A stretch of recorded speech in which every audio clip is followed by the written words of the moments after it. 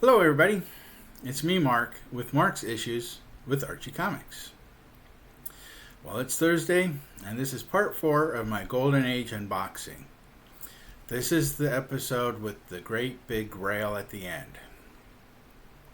It's also What's New Thursday, but I did not go to the comic book shop Wednesday because it looked like it was going to rain, and I drive a Vespa, and I didn't want to deal with all the weather and the driving in the weather. So let's just go ahead and get started. I did add stuff that came in the mail. So it's still what's new because it's new stuff for me. And it did come in boxes, so it's still technically unboxing.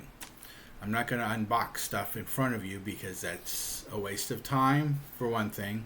Second thing, you can't check to make sure the books are good. In case there's an incident, you need to return them or something.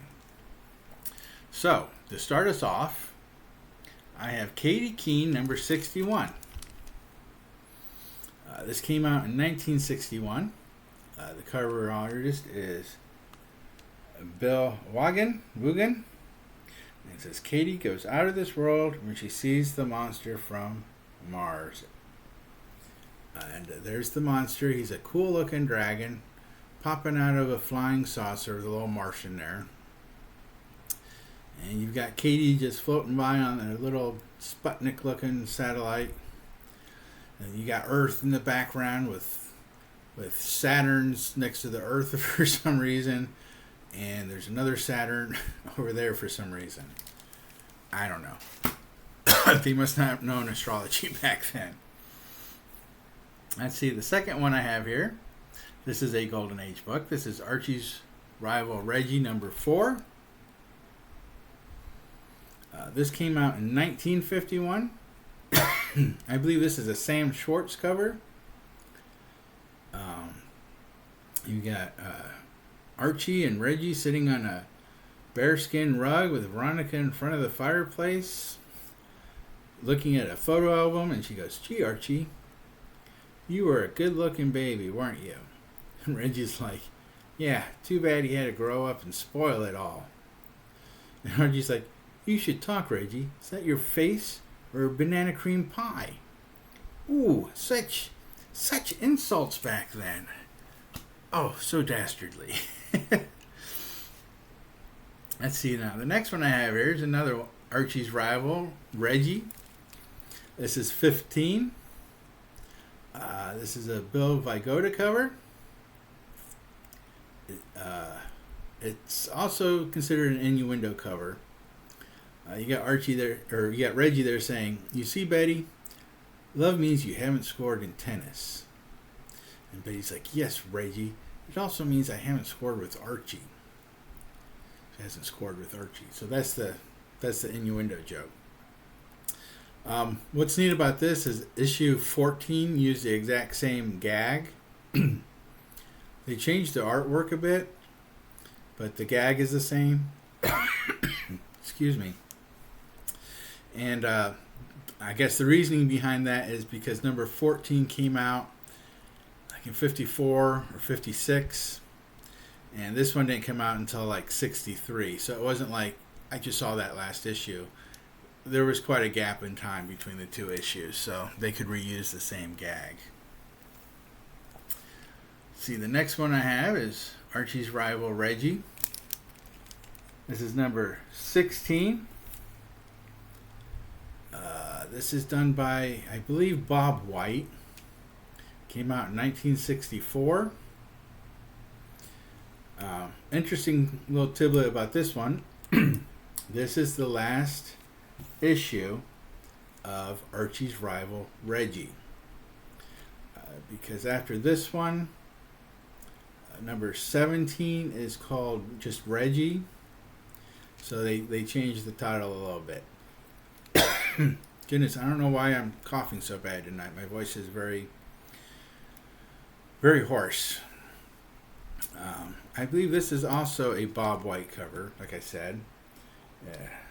What's fun about it is Archie's pal Jughead, number 48, It's got the same gag going on. They changed the art a little bit. It's a little bit closer, and there's like sound effects up here by Jughead. And, but it's pretty much the same thing. This one came out first, followed by this one later.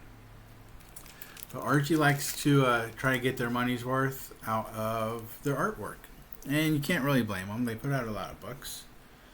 The next one I have here is Reggie number 18. This is also a Bob White cover. This came out in '65. This is the last issue of Reggie. After this, it became Everything's Reggie. This one has Reggie. He's like, I can't figure out why Archie is so popular. What's he got that I haven't? But he's like, Veronica. Fun little book. See, the next one I have here is Chilling Adventures in Sorcery as told by Sabrina. It's a really nice copy I got. The cover artist on this is unknown, but it did come out in 1972, I believe. There's the back. I got one of those see-through Silver Age backing boards in this one. This came out in '72. This was kind of a go-between, I think, between she went from Madhouse, I think, to this book, and then I believe she went to Archie TV Laugh-In, and then she got her own series. So, I mean, it's a neat book. The stories are told by Sabrina. She's kind of like the host, like Crypt Keeper. She just tells the story. The stories aren't about her. It's a really good horror book, though. It's pretty cool. There's different stories in it, so it's really fun. See, the next one I have here is Archie Giant Series Magazine presents Jughead's Eat Out Comic Book Magazine. Now, if you've watched my previous videos, I did have the facsimile that they made of this one with two variant covers. One was a little Lulu cover, and gosh, I can't remember what the other one was off the top of my head. But it's a really interesting book.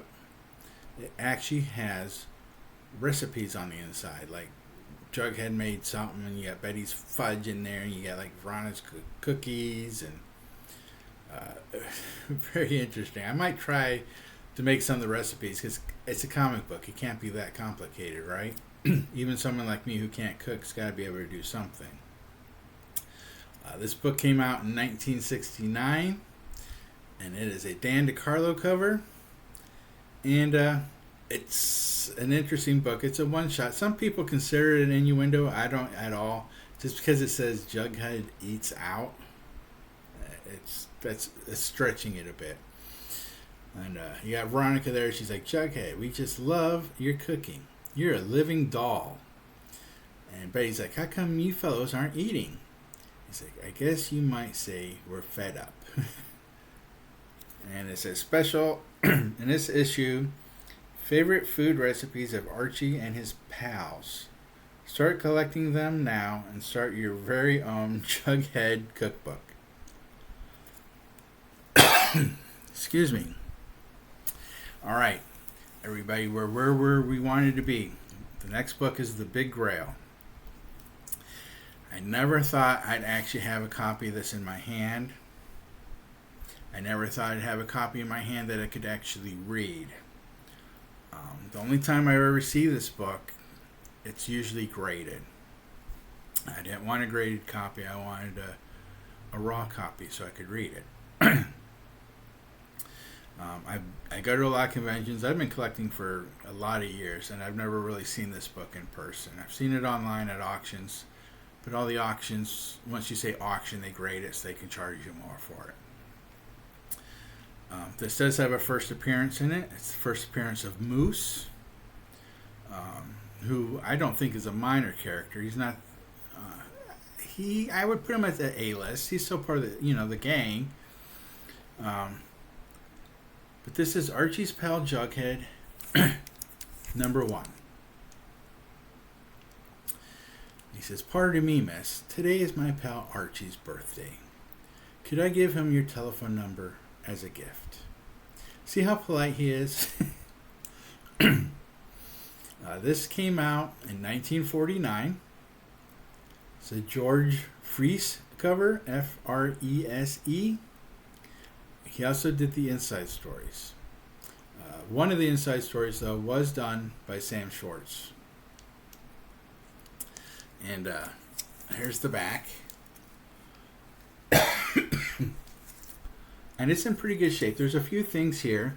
The top corner, it's got a little bit of mouse chew, bug chew, mouse chew, I don't know. And then down here at the bottom corner, you get it in camera. It's just a little tiny bit on the corner there too. So I don't know, maybe it was like a dinner of 2 mice, and one was eating here and one was eating here, and they were trying to get together till they kissed. I don't know. But this one I put, it's not slabbed. I can't, these, I have these magnetic ones, but they don't make them in Golden Age size, and it doesn't quite fit. So what I did on this one is on the back, it's got the see-through plastic, and the front, I also put another see-through backing board. So it's pretty rigid. But I wanted it raw. I sat here the other day. I was reading the book, and I was so enthralled that my son came over, and I didn't even know he was here right away. And he came in, he's like, "What you doing, Dad?" I said, "Oh, I'm just reading Jughead number 1. He's like, "Oh, you got a facsimile?" I said, "No, I'm just reading Jughead number 1. And he came over and he looked, he's like, "Wow." He's like, "What year is that?" I said, "It's 1949. He's like, "Wow, should you really be reading that?" Don't I make a facsimile of this? I don't think they've made a facsimile of this one yet. I don't know why. Jughead's the coolest guy. And it's also the first appearance of Moose. And there's a prototype of Midge. It's not Midge, though. They call her Lottie or Lotta. And but it's like a prototype for Midge. Really great book. I'm so excited to have this in my collection and to have it in my hands and to have read it. And I'm one of those weird comic book collectors when you open up an old book that you like to stick your face in there and get a good smell of 1949.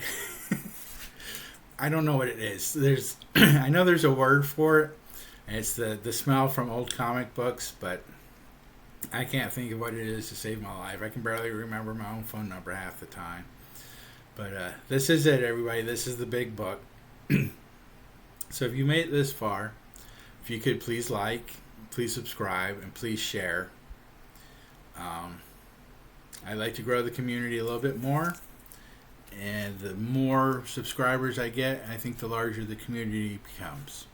So thanks for watching. And remember, everybody, read your comics and enjoy. Bye-bye.